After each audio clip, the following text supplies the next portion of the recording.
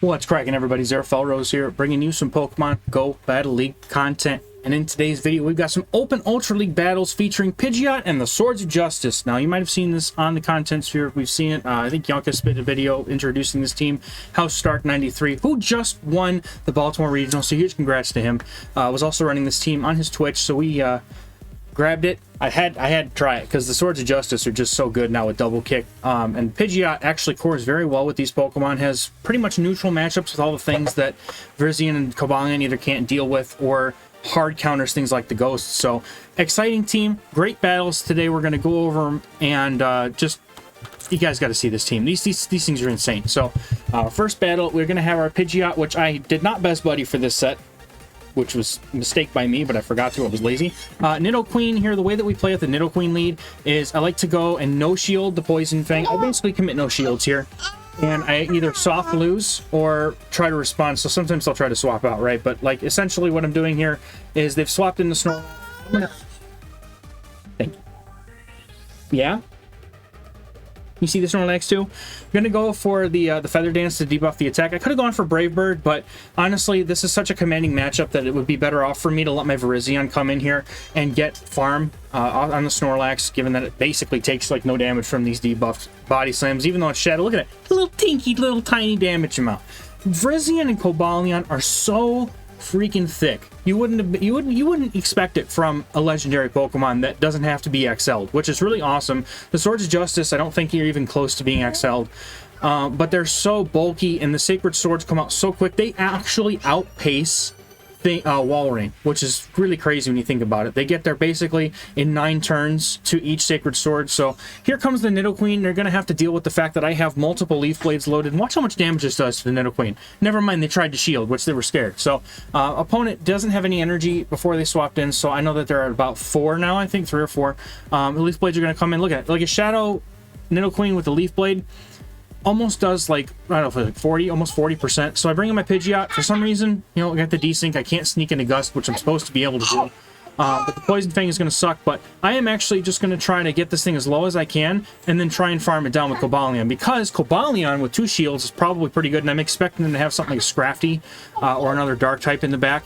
And so I'm going to shield this up because it could be a potential Earth Power. But I'm looking to farm down here. And they come in with an Obstagoon. Now, I'm going to try and throw with good timing here because I don't want to let them sneak in the extra counters because my defense is lowered here, and I'm expecting they might have Cross Chop. Now, there's a very solid chance as well that they have the Obstruct, but they shield and are not able to get to a move. Either they didn't throw it in time or something, but essentially my opponent just lets it go, and Sacred Sword takes out the Obstagoon, and without a shield, my opponent is going to have to deal with a Sacred Sword. They're going to throw a move. I'm going to shield it just in case it is an Earth Power. Only way I lose here is if I tank an Earth Power, which is not ideal. So I'm going to Sacred Sword, and that's going to take care of this Nidoqueen. And even though Cobalion's moveset is resisted by Nidoqueen, it has a lot of play because of how spammy it is. So well played to my opponent. But the Swords of Justice are just so strong. So Pidgeot in the lead versus Dragonite. This is another one where I want to keep my Swords of Justice away from the Dragonite, so I will play this out with Pidgeot. Again, I do shield the first move here because they will get to it before I get to my Feather Dance. And I can safely go for Feather Dance here because after an attack debuff, I'm pretty sure that I can still live a Dragon Claw if one pops up. And at that point, the opponent has to either let it go, shield. I mean, I'm in an advantageous position anyway, because what I plan to do after this is if my Pidgeot goes down and I soft lose, I will come in with Cobalion and I will farm down and probably have to shield the superpower. Even though it's double debuffed, it's still going to hurt a lot. So Dragon Claw is going to take me out, but instead I'm going to safe swap, or at least try to swap, but I wasn't able to tap on it correctly, so I just kind of have to take the L there. Pidgeot goes down, and now Cobalion's going to come in, and I will farm down here because the superpower is going to do a ton of damage even though it's debuffed, and I'm not going to find out how much. I think I tried to find out before, but they come with a Stunfisk. So I'm going to go for a couple Sacred Swords here and try to catch an Earthquake on my Virizion. And once they see the Virizion, they're probably going to note that, oh shoot, my Stunfisk is screwed and it's locked in. So I can just honestly farm down the Stunfisk with my Virizion because it hard walls the entire moveset of the Galarian Stunfisk, and then unleash energy upon the opponent afterwards. But yeah, they're in a really bad spot here. If they're running like Dragonite Double Steel, this is pretty much a good game here, and opponent is going to throw another Rock Slide, I think, which is, I mean, go ahead. I think you're just trying to burn the switch clock out here, but Rock Slide barely does any damage, and the opponent just decides they're going to quit, and they must not have had a shot. So, well, I would say well played, but I don't think that it was really... On their side, they're probably not too happy about it. But Swampert is really awkward because Cobalion doesn't deal with it well, Virizion destroys it, and Pidgeot is okay. So the thing is that because of how harsh Swampert can outpace Pidgeot, the only way that you really win this matchup in any sense is if you land the Brave Bird, or if they let you sneak in gusts like this opponent, I think, just did. So I'm going to go for the Feather Dance here. I do want to see if I can grab a shield. At least if a Feather Dance comes through, I could swap in my Cobalion if I wanted to, but I do have to be very careful about this. And I can no-shield this, essentially. I could expect, you know, maybe like Talonflame or something in the back, so I really am a bit scared of this matchup, and going down shields might not be a good idea for me. So if there is a Talonflame in the back, I'm just hoping that I can get a Stone Edge on it with my Cobalion, but my opponent comes in with a Cresselia, and that is not good. Cobalion is the only thing on my roster here on the team that can really deal with it, and the fact that I was able to double debuff the attack of the Cresselia should hopefully help. I have to go straight Stone Edge in this situation because I can't really hit it with Secret Sword because it doesn't do much damage. So we're going to go for straight Stone Edge here, try to do it with good timing if we can possibly help it. I think I threw on alignment there, which is not ideal. And Stone Edge just come through. It doesn't do a whole lot. Like, Cresselia is just so bulky, but the nice thing is that because the attack is debuffed, my Cobalion's bulk plus the debuffed attack of this Cresselia means that they're not doing a whole lot back to me either. So gonna go for Stone Edge again. You know, again, making sure we're throwing with good timing here because I don't want the opponent to get any extra energy, or that could not work out well for me. So Stone Edge just come through, and now they're within a range where I can hit him with a Sacred Sword and farm down, which is what I'm planning to do here. Looks like we did throw on alignment, but that was a CMP, which is kind of what I was expecting because I figured they were going to want to throw a move. So I will Sacred Sword and either attempt to farm down or hope to God that there's some Talonflame in the back, because if there's a Talonflame, I'm kind of SOL. So Moonblast does not take me out here, and I am going to have to keep counting. I'm counting up their moves, and I realize that they get to a move, and it's like, this farm is actually kind of important to me. Just in case they do have the Talonflame in the back, I want to try to be able to get to at least a Stone Edge and a half here. So I need to be able to bait, but the problem is that if I get the Stone Edge, then that sucks. And so instead of a Talonflame, they have an Alolan Muck, and it's one that's running Dark Snarl and Dark Pulse and probably Sludge Wave. So that's honestly a good position for me to be in, because I know that my Virizion can spam out these Sacred Swords much faster than my opponent can get to these Sludge Waves and Dark Pulses, and the Sacred Swords do enough damage where at this point all I need to do is land a Sacred Sword against the Swampert because its HP is low enough. So really have a couple different ways I can win this, and I'm pretty sure that the Swampert doesn't have any energy, so I just have to make sure that I can beat this Muck here, and they're not going to be able to get to another Sludge Wave before I get to this third this third Sacred Sword. So they are going to be able to take me out here. However, if they're going to try to farm me down, I don't know, but they do decide to throw on the CMP, which is good for me because that's actually going to get rid of their energy and allow me to possibly come in and farm down with Pidgeot, force them to throw energy against it, or they come in with their Swampert and they have to throw a Hydro Cannon in with Pidgeot instead.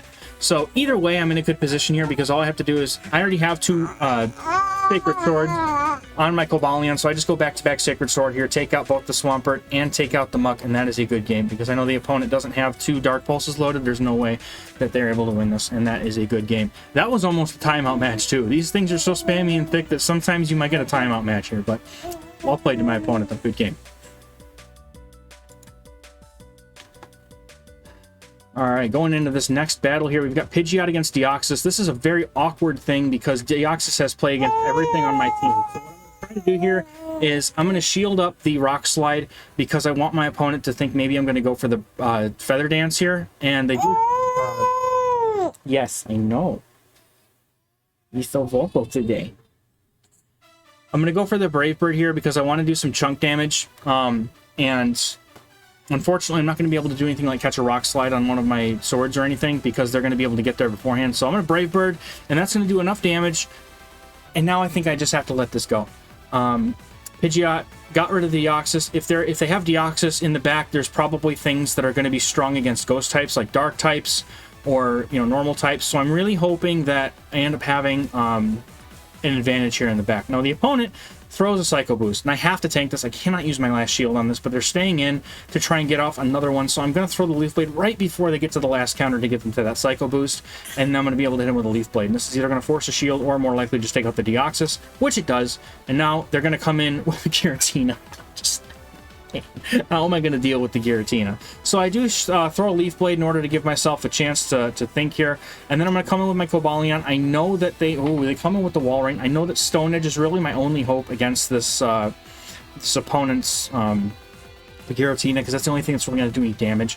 So what I'm looking to do here is just do my best to try and get some farm against this Walrein. I know that I outpace it with Cobalion, and I just have to try and get the shields off my opponent. Maybe they want to try and land an Earthquake here, so they're going to start shielding up. So shields down is going to be an ideal situation for me to be in, and I only have a chance here to call a bait.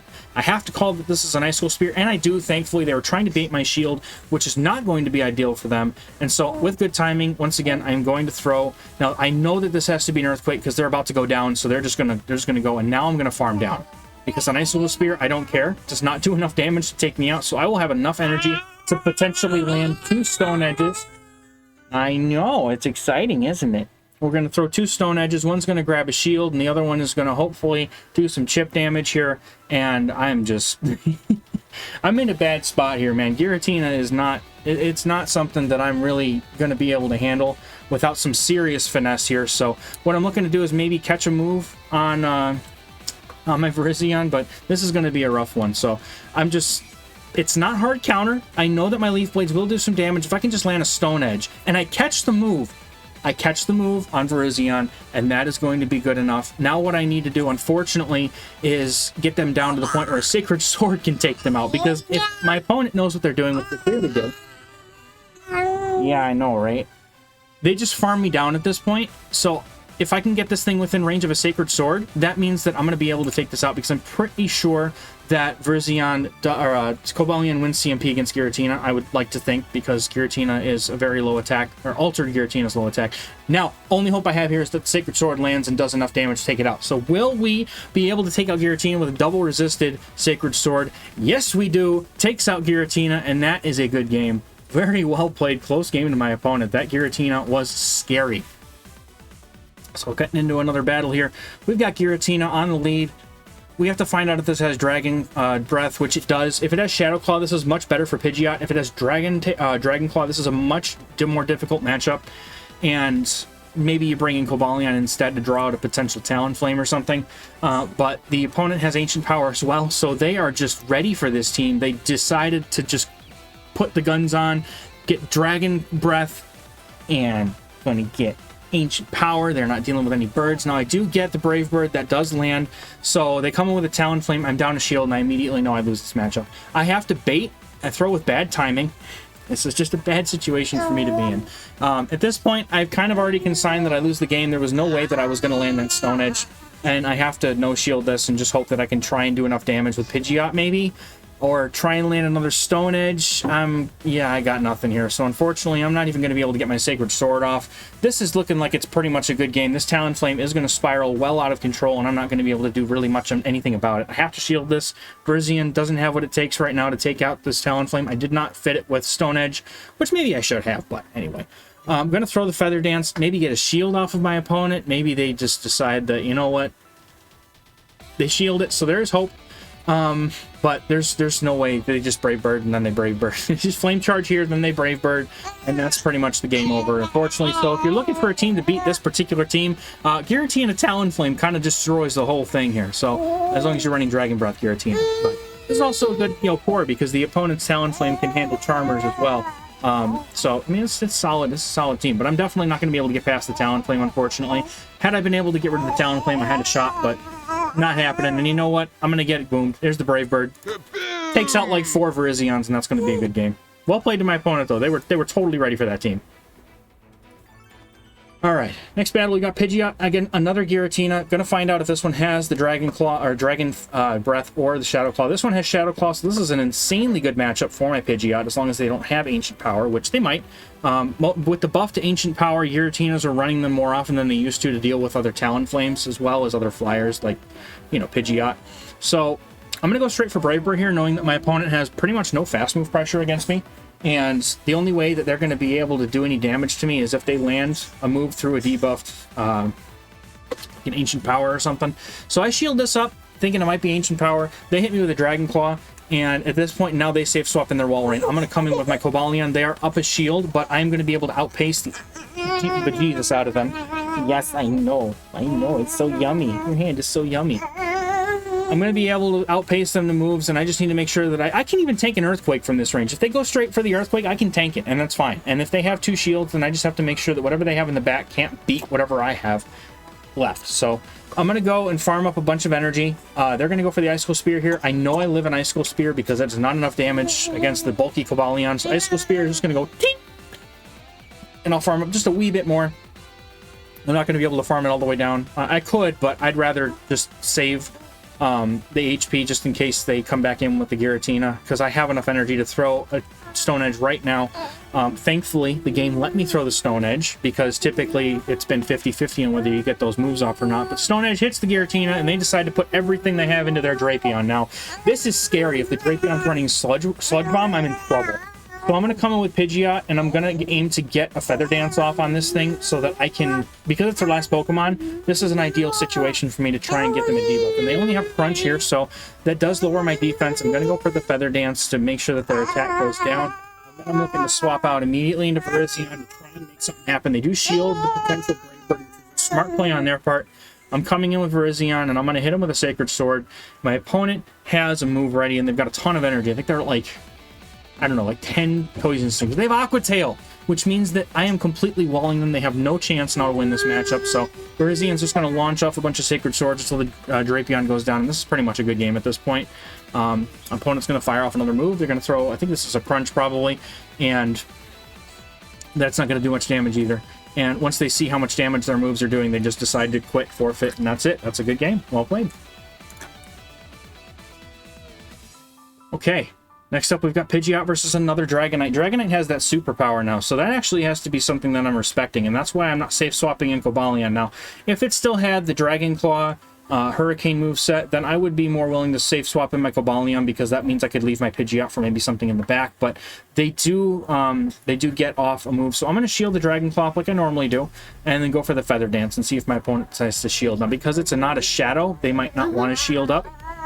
So we'll find out. They decide not to spend the shield, which is fine, and then they decide to come in with an S-Cap. Now what I'm going to do here is I'm going to Feather Dance this thing, and then I'm going to counter with my Virizion. And the reason why is because Virizion only takes neutral damage from the counters, is resisting the Drill Run, but the Mega Horn damage does only do neutral due to the fighting typing. So I don't even have to worry about a Mega Horn because this thing is so debuffed. Mega Horn, watch this, doesn't even do half. It doesn't even do like 30%. That's insane. So this is a really good matchup for Virizion now with the debuff. That's why Pidgeot is such a strong Pokemon in this team, is because it can just debuff the things that are already that come in and allow these Swords of Justice with their bulk to just even tank even more moves, farm down. I'm going to go straight for Sacred Sword because that's the least resisted move out of the bunch here. Leaf Blade would be double resisted and not an ideal situation. They just let it go, and guess what? They got a Walrein in the back, so this is pretty much over. I'm going to go for Leaf Blade in this scenario because the Leaf Blade does more damage. It does a little bit more than Sacred Sword, so if you're in a situation where both are neutral or both are super effective, you want to go for that Leaf Blade because that's going to do more damage. Now, I'll go straight for this Leaf Blade, even though it was bad timing, because at this point, I know that my Cobalion in the back is more than enough to finish this game up for me, so I don't mind throwing on bad timing. And they just said, you know what? You got it, man. Take it. So, well played, but definitely good against Walrein in the back here. So, Pidgeot against Walrein in the lead. This is another hard loss. I need to come in with my Cobalion. Hope that I can, win switch here, because that's about the only way I win this game. And they come in with a Sylveon. So, my opponent coming in here with Sylveon is interesting. They have a Charm in the back. They could either have another Charmer in the back, or it could be a Trevenant. That's still a very viable core. Walrein is definitely not disappearing from the game. It's still really good. It's just it takes one more Powder Snow to the second move. So I will shield this in an attempt to win switch here, or get both shields off of my opponent. I think that's really the only way here. I don't want to just give up my Cobalion because there's nothing that I can safely farm down the Sylveon with. So I need to get this thing as low as possible, which means expending a shield. I know that 2 Stone Edges will take this thing out, and I should get to the next Stone Edge before they can take me out here. So I'm going to force the next shield off of my opponent, or I'm going to be able to take them out with the Stone Edge or very close to it. So Stone Edge does get the next shield, and they are now shieldless against my Pidgeot. So Pidgeot is going to have to farm this thing down, but they have enough for a Moonblast, and I don't actually know how much damage a Moonblast does, so I'm about to find out. And it does a lot. So Moonblast almost takes out the Pidgeot. I have a move. I have to throw the Brave Bird at the Walrein because I need to get rid of that health, make sure it doesn't have enough HP to get an Earthquake, or not Earthquake, an Icicle Spears off of my Verzion, which it will, but I have a shield still, so that's helpful. So Verzion comes in, and I got a Giratina. At that point, I just... I know there's no way I win this game, so I'm just going to top left at this point. I think potentially what I could have done is I could have tried to play it out, and maybe I could have tried to like farm down with the Pidgeot, have a shield ready for it. I don't know if that was a winnable game. It probably wasn't, so I just said, screw it, I'm not going to waste my time, and I'll let them have the win. That's fine. They were specifically ready for this team, so they decided that, you know what, I'm going to play against this Swords of Justice team, because it is out there. It's not like it's a brand new team or anything, but Scrafty comes in, and Scrafty is not a successful counter swap to this Cobalion, even though it's a Steel type, and here's why. Because Sacred Sword is so spammy, I can get the Sacred Swords out faster than they get out Power Punches. That's insane. So being able to get the Sacred Sword out is going to put a ton of shield pressure on my opponent. They may have to give up both shields in order to win switch here, which is not a good situation for them. Sacred Sword gets the first shield, and then the next Sacred Sword is going to get the next shield, or they're going to have to go down. And at this point, because they didn't throw energy, I'm able to conserve both of my shields here, throw another Sacred Sword, and I will now lose this matchup, and that's fine. They can have it. With 2 shields, I'm pretty sure that my Pidgeot and my Verzion can both handle a Skuntank despite whatever they might have in the back. So Scrafty is going to be able to get a foul play off. I will shield it just because they were pupped, and I don't want to take too much damage on Pidgeot. I want it to live long enough to get off a move, because the thing is with Pidgeot is that it is actually very slow to charge moves, as you can see. It takes like 20 turns to get to a charge move, which is really long. Thankfully, the Gust damage does do quite a bit of damage, but the Crunch isn't going to do a lot of damage, so I will actually let it go. Try to Brave Bird, and they come in with a Jellicent, and this is not a bad situation, because Virizion can handle a Jellicent, no problem. Brave Bird is going to land, and I'm going to farm up just a little bit of energy to see if they've got Hex, which they do.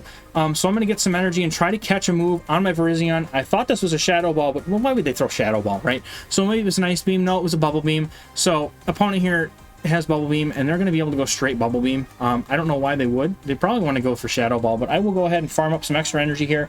Virizion does beat Jellicent to the CMP, and that means I'm going to be able to take this out with a Leaf Blade, and then I will be able to start Sacred Sorting away at the Skuntank, and then I've got almost a move on Pidgeot, so this is pretty much a good game here.